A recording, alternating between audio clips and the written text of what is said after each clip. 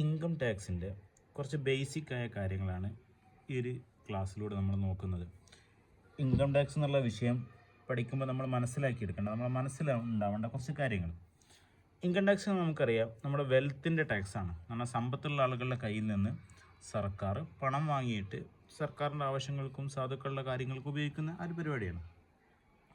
അപ്പോൾ എന്താണ് ഇൻകം ടാക്സിൻ്റെ ആ ഒരു ബേസിക്, അതിൻ്റെ ഒരു ചുരുക്കം മാത്രം പറയാം. ഇത് മനസ്സിലാക്കിയിട്ട് നമ്മൾ ഇൻകം ടാക്സ് പഠിക്കാൻ ഇറങ്ങുമ്പോൾ സിമ്പിളായിട്ട് കാര്യങ്ങൾ മനസ്സിലാവും. എന്ന് പറഞ്ഞാൽ നമ്മളുടെ ഇൻകത്തിൻ്റെ വരുമാനത്തിൻ്റെ ടാക്സാണ് ഇൻകം ടാക്സ്. അതിനൊരാളെ വരുമാനം അളക്കണം. ഒരാൾക്കൊരു വർഷം എത്ര വരുമാനം ഉണ്ട് നോക്കണം. എന്നിട്ട് ആ വരുമാനം നിശ്ചിത പരിധി വിട്ട് കഴിഞ്ഞാൽ അതിന് ഇത്ര ശതമാനം ടാക്സ്. അങ്ങനെയാണ് ഒരാളെ വരുമാനം അളക്കൽ. എങ്ങനെയാണ് നമ്മളിത് ആദ്യമായിട്ട് നോക്കുന്നത്? ടോട്ടൽ ഇൻകത്തിനെ 5 ഹെഡാക്കി ഇൻകം ടാക്സ് തിരിക്കുന്നുണ്ട്. നമ്മളെ വരുമാനത്തിനെ 5 ആക്കി ഡിവൈഡ് ചെയ്യുന്നു, 5 ഹെഡാക്കി തിരിക്കുന്നുണ്ട്. 1 2 3 4 5. ഏതൊക്കെയാ? 1 ഇൻകം ഫ്രം സാലറി, ഇത് കൂടെ തന്നെ നോട്ട് എഴുതണം കേട്ടോ. രണ്ടാമത്തത് income from house property. Salary ഏറെ നമുക്ക് ശമ്പളത്തിലൂടെ കിട്ടുന്ന ഇൻകം ഫ്രം ഹൗസ് പ്രോപ്പർട്ടി. നമുക്ക് ഒന്നിലധികം വീടൊക്കെ ഉണ്ട്, എന്നിട്ട് അത് വാടക കൊടുത്തിട്ട് നമ്മൾ വരുമാനം ഉണ്ടാക്കുന്നുണ്ട്. മൂന്നാമത്തത് income from business and profession. Income from business and profession. നാലാമത്തത് income from capital gain. Capital gain നമ്മൾ ഒരു ഭൂമിയോ അല്ലെങ്കിൽ അതുപോലത്തെ ഫിക്സഡ് അസറ്റോ ഇൻവെസ്റ്റ്മെൻറ്റുകളൊക്കെ വിൽക്കുമ്പോൾ നമ്മൾ 10 ലക്ഷത്തിന് ഭൂമി വാങ്ങിയിട്ട് 15 ലക്ഷത്തിന് വിറ്റാൽ 5 ലക്ഷം നമുക്ക് വരുമാനമല്ലേ.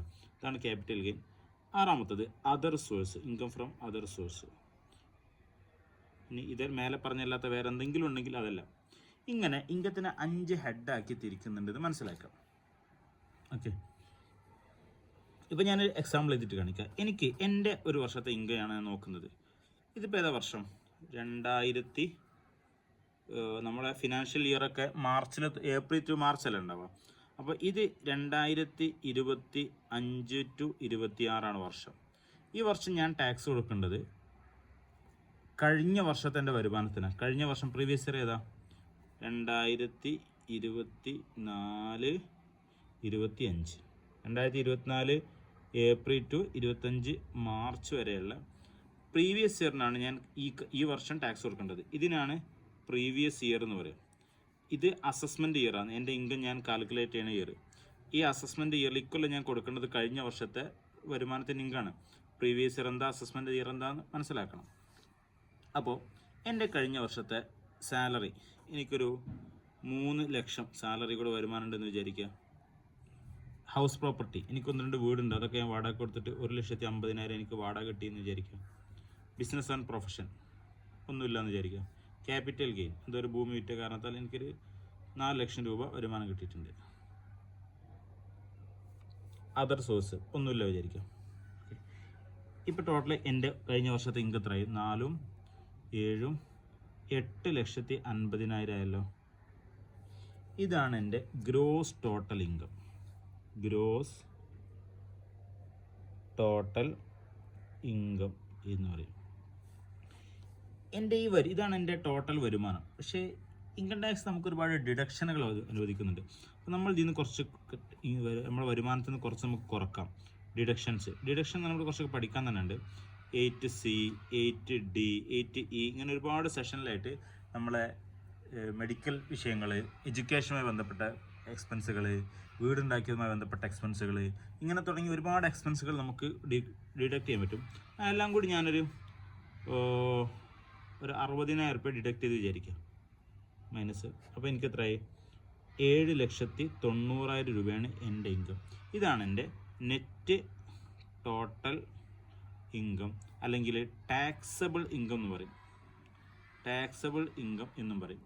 ഓക്കെ, ഇതിനാണ് ഞാൻ ടാക്സ് കൊടുക്കേണ്ടത്. ഈ 7,90,000 ഇതാണ് എൻ്റെ ടാക്സബിൾ ഇൻകം. ടാക്സിന് കൊടുക്കേണ്ടത് കറണ്ട് ഇപ്പോഴത്തെ ഇൻകം ടാക്സിൻ്റെ സ്ലാബ് എടുത്ത് നോക്കിയാൽ മതി.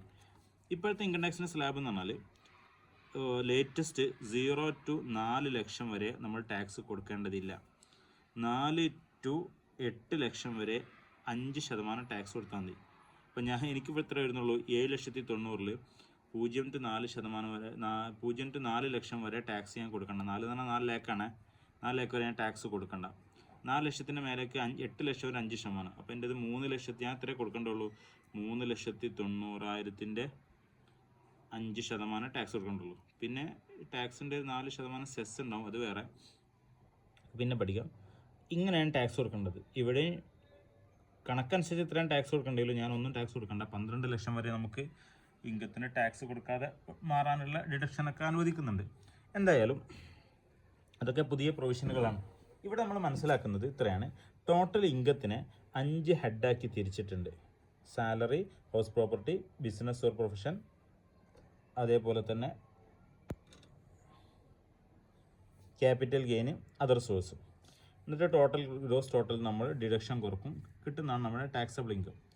നമുക്ക് ഇൻകം ടാക്സിൽ പഠിക്കാൻ പ്രധാനമായിട്ടുള്ളത് സാലറി പഠിക്കുമ്പോൾ നമ്മൾ ബേസിക് സാലറി പ്ലസ് നമുക്ക് ഒരുപാട് സൗകര്യങ്ങൾ നമ്മുടെ കമ്പനീസ് അല്ലെങ്കിൽ ആരാണ് സാലറി അവർ ചെയ്തു തരുമല്ലോ, വീടോ വണ്ടിയോ, അതൊക്കെ നമ്മുടെ സാലറിയിൽ ഉൾപ്പെടും. അപ്പോൾ നമുക്കുള്ള ആ സൗകര്യങ്ങൾ എങ്ങനെയാണ്, അതിൻ്റെ വാല്യൂ എങ്ങനെ കണക്കാക്കാം. ഹൗസ് പ്രോപ്പർട്ടി, ഒരു വീടിൻ്റെ വാല്യൂ എങ്ങനെ കണക്കാക്കാം. അപ്പോൾ കിട്ടുന്ന ടാക്സ്, നമുക്ക് കിട്ടുന്ന റെൻറ്റ് ഒരു പക്ഷേ വളരെ കുറവായിരിക്കും.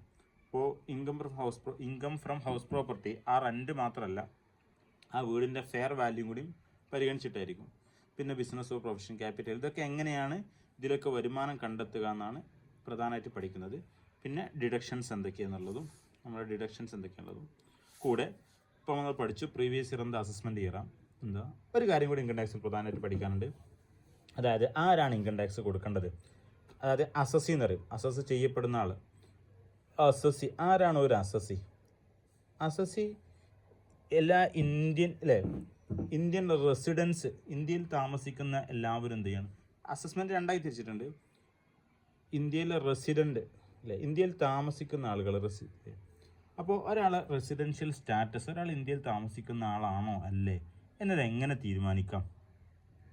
ഒരാൾ ഗൾഫിൽ പോയിട്ട് 2 വർഷമായി ഗൾഫിൽ പോകണം, അയാളെ വരുമാനത്തിൽ നമ്മുടെ നാട്ടിൽ ടാക്സ് കൊടുക്കണോ കൊടുക്കണ്ടേ.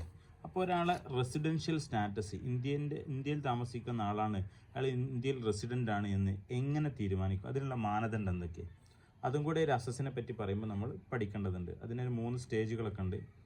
എന്തായാലും അപ്പോൾ റെസിഡൻഷ്യൽ സ്റ്റാറ്റസ്, പ്രീവിയസ് ഇയർ എന്താ, അസസ്മെൻറ്റ് ഇയർ എന്താ, 5 ഇൻകം ടാക്സ് ഇൻകത്തിൻ്റെ 5 ഹെഡുകൾ, പിന്നെ ഡിഡക്ഷന്, ഇത്രയും കാര്യമാണ് പ്രധാനമായിട്ടും ഇൻകം ടാക്സ് നമുക്ക് പഠിക്കാനുള്ളത്. ഇനി നമുക്ക് ഓരോരോ ക്വസ്റ്റ്യൻ വെച്ച് ഇങ്ങനെ പഠിച്ചു നോക്കുക. ഇത് മനസ്സിലായെന്ന് വിചാരിക്കുന്നു.